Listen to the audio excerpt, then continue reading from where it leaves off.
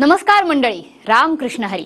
Green harvest सह प्रस्तुत Vithu Mauli co powered by JSPM university special partner सॉफ्टवॅक या कार्यक्रमात मी मनश्री पाठक तुमचं सगळ्यांचं स्वागत करते.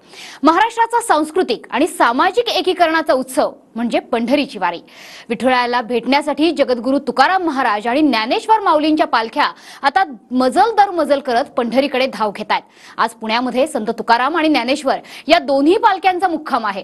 त्यामुळे पुण्यनगरी ज्ञानोबा माऊली तुकारामच्या गजरानं अक्षरशः दुमदुमून गेली आहे. पंढरीच्या वारीचा हा आनंद सोहळा घरबसल्या तुम्ही अनुभवताय आमच्या विठू माऊली या विशेष कार्यक्रमातून. तर सध्या पुण्यामधून अभिजित पोते आपल्या सोबत जोडले गेलेले आहेत. बळीराजाला न्याय मिळू दे असं साकडं सुप्रिया सुळेंनी एकीकडे विठुरायाकडे घातलेलं आहे. त्यांनी तुकोबांच्या पालखीचं दर्शन सुद्धा घेतलेलं आहे. अभिजित, काय सांगतील, आज पुण्यामध्ये कशी परिस्थिती आहे, काय चित्र बघायला मिळतंय?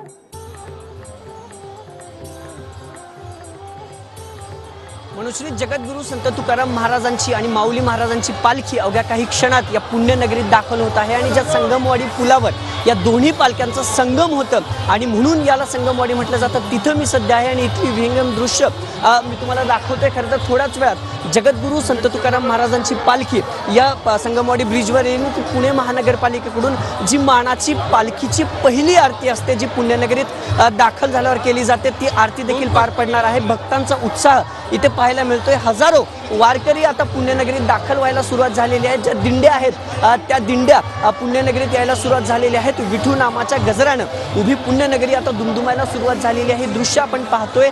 थोड्याच वेळात संत तुकाराम महाराजांची आणि माऊली महाराजांची पालखी खरं तर पुण्यनगरीत दाखल होत आहे आणि संगमवाडी ब्रिजची सगळी दृश्य बघतोय. पण तत्पूर्वी जी भाविक आहेत, जे वारकरी आहेत, ते आता पुण्यनगरीत दाखल व्हायला सुरुवात झालेली आहेत.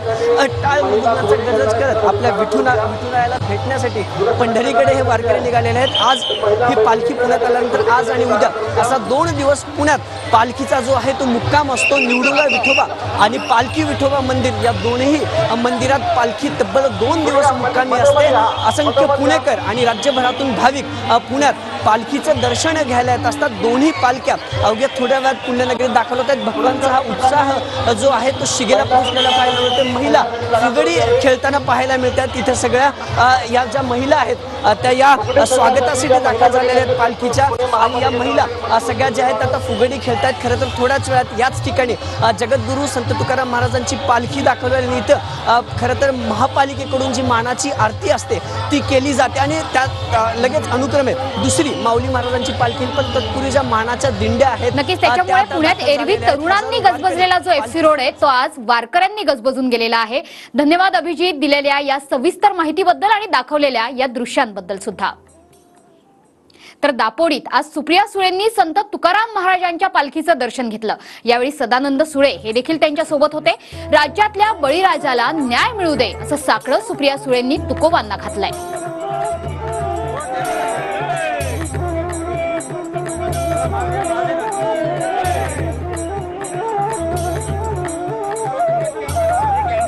रामकृष्ण हरी.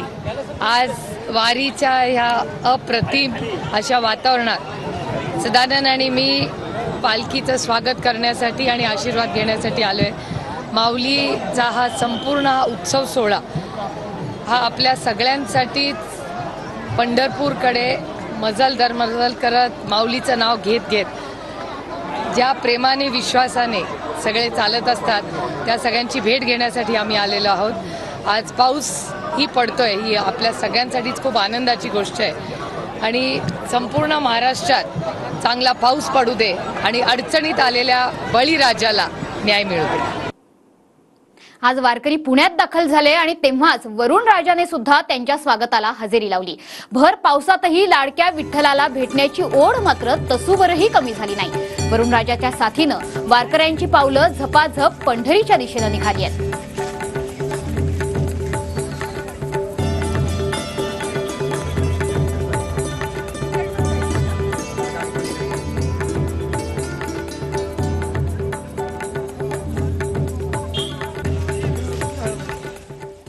तर संत ज्ञानेश्वर महाराज पालखीचा आज पुण्यातला पहिलाच मुक्काम. सोबतच संत तुकाराम महाराज पालखीचा शेवटचा विसावा पिंपरी चिंचवडच्या दापोडीमध्ये आहे.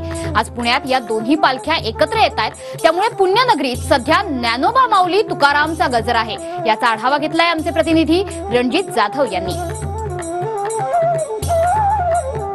जगद्गुरू संत तुकाराम महाराजांची पालखी मजल दर मजल करत आता पुण्याच्या दिशेने रवाना होत आहे. आज सकाळी आकुर्डीतील मुक्काम संपल्यानंतर आता दुपारचा विसावा जो आहे तो पिंपरी चिंचवडमधील दापोडी या ठिकाणी आपल्याला पाहायला मिळतं. आपण पाहू शकतो की दापोडीच्या परिसरामध्ये अनेक भाविक वारकरी भक्त जे आहेत ते या ठिकाणी माऊलींच्या पादुकांचं जे आहे ते दर्शन घेताना आपल्याला एकूणच पाहायला मिळत आहे. आजचा दिवस जो आहे तो संत ज्ञानेश्वर माऊली असेल किंवा संत तुकाराम महाराज असतील यांच्या पालखीचा हा महत्त्वाचा दिवस असतो. या आजच्या दिवशी जे आहे ते संत तुकाराम महाराज आणि संत ज्ञानेश्वर माऊलींच्या पालखीचं मनोमिलन जे आहे ते होत असतं. याचमुळे आपण पाहिलं तर ह्या पालखींसाठी आज ह्या दोन्ही दिवस जो आजचा दिवस जो आहे तो महत्त्वाचा या ठिकाणी मानला जातो. या दोन्ही पालख्या पुण्यात एकत्र झाल्या 2 दिवस जे आहेत त्या मुक्कामासाठी असणार आहेत. त्यानंतर संत ज्ञानेश्वर माऊलींची पालखी दिवे घाटमार्गे पंढरपूर, तर संत तुकाराम महाराजांची पालखी जी आहे ती या सोलापूर रोडवरून जी आहे ती पंढरपूरच्या दिशेने रवाना होणार आहे. त्याआधी आपण पाहिलं तर अनेक भाविक भक्त जे आहेत ते या ठिकाणी संत ज्ञानेश्वर माऊली असतील किंवा संत तुकाराम महाराज यांच्या पालखीच्या दर्शनासाठी आलेले आपल्याला एकूणच पाहायला मिळत आहे. पिंपरी चिंचवड पोलिसांकडून देखील असा योग्य असा बंदोबस्त या ठिकाणी लावला आहे. कुठलाही अनुचित प्रकार घडू नये यासाठी मोठ्या प्रमाणात पोलीस बंदोबस्त या ठिकाणी पाहायला मिळतो. या वारीत येणाऱ्या वारकऱ्यांना शिस्त लावतात ते चोपदार. या चोपदारांचा पेहराव सुद्धा अगदी वैशिष्ट्यपूर्ण असतो. लाल रंगाचा अंगरखा, डोक्यावर पगडी आणि हातात राजदंड अशा पेहरावात चोपदार हे वारकऱ्यांमधल्या पोलिसांचीच भूमिका बजावतात. आळंदीतल्या कापड बाजारातल्या सध्या चोपदारांचे पेहराव, छत्री आणि अब्दागिरी खरेदी करण्यासाठी मोठी गर्दी झाली आहे. विठुरायाच्या दर्शनाला निघालेल्या वारकऱ्यांचे वेगवेगळे पेहराव आपल्याला बघायला मिळतात आणि असाच एक आगळा वेगळा पेहराव तुम्ही समोर बघता आहात. हा पेहराव आहे चोपदाराचा पेहराव आणि हा अंगरखा, हा राजदंड आणि ही पगडी अतिशय वैशिष्ट्यपूर्ण आहे. मला सांगा, चोपदार म्हणजे नेमकं काय, तुमचं काम काय असतं वारीत? चोपदार म्हणजे नेमकं जर पुढे दिंडी जाऊ लागली थांबवायचं, कारण दंडावरी केला तर सगळे एका जागेवर उभा टाकतात. असं काम लाईनला लावायचे बरोबर, इतर कोणाला घुसू द्यायचं नाही मध्ये आपल्या दिंडीमध्ये, हे काम करत असतं. म्हणजे वारीची शिस्त अबाधित ठेवण्याचं काम तुमच्याकडे आहे? माझ्याकडे वारीची शिस्त ठेवण्याचं माझ्याकडे काम आहे. वारीतलं आणखी एक महत्त्वाचं आकर्षण म्हणजे हे चोपदार. हे चोपदार दिंडीच्या पुढे असतात आणि या चोपदाराचा जर संपूर्ण पेहराव तुम्ही बघितलात तर या छत्रीखाली या चोपदारांचा पेहराव आपण बघतोय. राजदंड आहे, पगडी आहे आणि त्यासोबतच हा लाल रंगातला अंगरखा आहे. त्याच्यामुळे या चोपदारांच्या पाठीमागे वारकरी अतिशय शिस्तबद्ध रीतीने आपली वारी पुढे चालू ठेवतात. वारीत ग्रामीण भागातल्या घरांमधून एकट्यानंच वारीत येणाऱ्या महिलांची संख्या सुद्धा मोठी आहे. वर्षातून एकदाच अगदी स्वतंत्रपणे वारीचा आनंद या लुटतात. वारी हेच आमचं माहेर अशीच त्यांची भावना असते. त्यांच्या डोळ्यात विठ्ठल भक्ती सोबतच मुक्त जगण्याची आस सुद्धा दिसते. दररोज वारीतल्या हजारो वारकऱ्यांचा स्वयंपाक रांधणारे हे हात वारीत अखंडपणे सेवा देत आहेत. पाहूया. वारीमध्ये सगळ्यात महत्त्वाचा सहभाग असतो तो म्हणजे महिलांचा. अनेक महिला वारकरी या वारीत येतात आणि भगवंताच्या आपल्या पांडुरंगाच्या दर्शनाला जातात. जणू काही या सगळ्या महिला आपल्या माहेरी जातायत असा त्यांचा उत्साह असतो. ताई, किती वर्ष झाली करताय वारी? 5 वर्षी. 5 वर्ष झाली वारी करताय. कोणाकोणासोबत आलात? हे काय सगळे इथं पाहुणे आम्ही सोबतच. अच्छा, तुम्ही कोणाकोणासोबत आलात? मी एका सोबत येत, आमच्या सोबतीने त्यांच्या सोबत आलेले. बर, घरचे सोबत असतात? एकलीचे मी. अच्छा, घरात नाही एकट्या झालात? एकलीचे घरात. मग शेतीवाडी घरदार कोण सांभाळायला आता? शेती नाही, काही नाही आम्हाला, मजुरी. त्याशिवाय मात्र सगळ्या वारकऱ्यांसाठी ह्या पोळ्या करतात, सगळा स्वयंपाक करतात. दिवसाला किती पोळ्या करता मावशी? दिवसाला आता 200-250 लाटच लागतात ना आता, आणि रोज आमच्या 25 माणसं आहेत आमच्या संग. घरी स्वयंपाकाचा कंटाळा येतोय का? इथे स्वयंपाक करायला कंटाळा येतो? आम्ही नाही करीत साहेब, सुनात घरी, पण इथं आम्ही उल्हासाने करतो. अच्छा, घरी सुद्धा करता, इथे करावं लागतं? इथं करायचं आम्ही. माहेरापेक्षा फिरेस वातावरण. माहेरापेक्षा पण फिरायचे? हा, माहेराला नाही जाऊन देवाला यावं इकडे फिरेस महिनाभर. तर विठ्ठल भक्तीची आणि विठ्ठल भेटीची ही ओढ अशीच कायम राहणार आहे. मात्र तुर्तास वेळ झाली आहे या बुलेटिनमध्ये थांबण्याची. रामकृष्ण हरी.